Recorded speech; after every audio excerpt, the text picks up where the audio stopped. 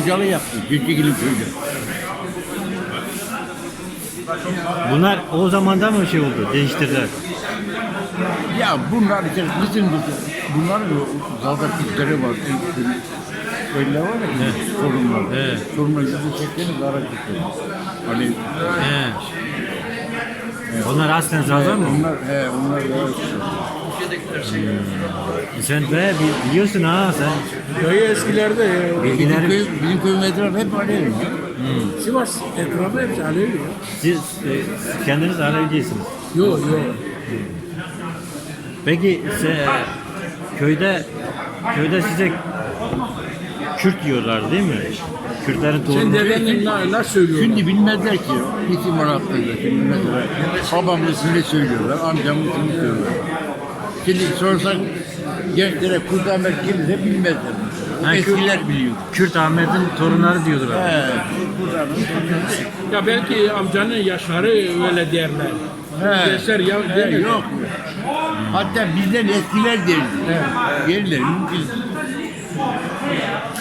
Dedeni görmedi değil mi? Yok yani. Babamın bile dedemi görmedim. Kadın bir seferberliğe gitmiş.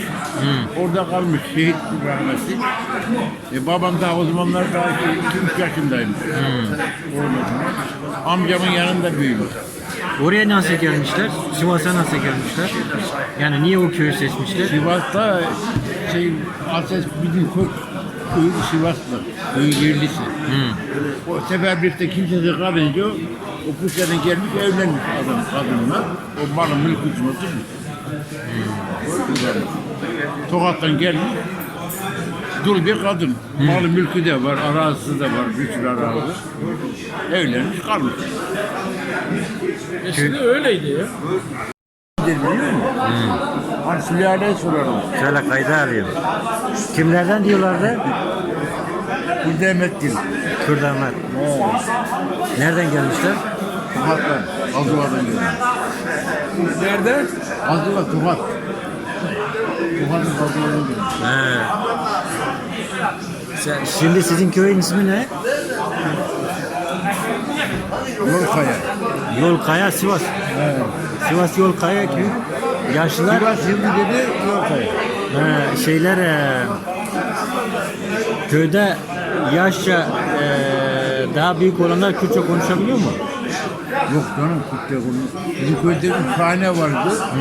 Onlar konuşuyorlardı. Ama şimdi çocuk olarak kadar hep konuşmuyor. Kürtçe konuşuyorlar. O ne demek yani? O ne diyor? O eski 3 aile vardı. Onlar konuşuyordu anaları, babaları. Onlar böyle çocukları da. Bu sevdiğin adam mı ya? Onlar Yalova'ya gitti. Senin isim neydi? Rahmi.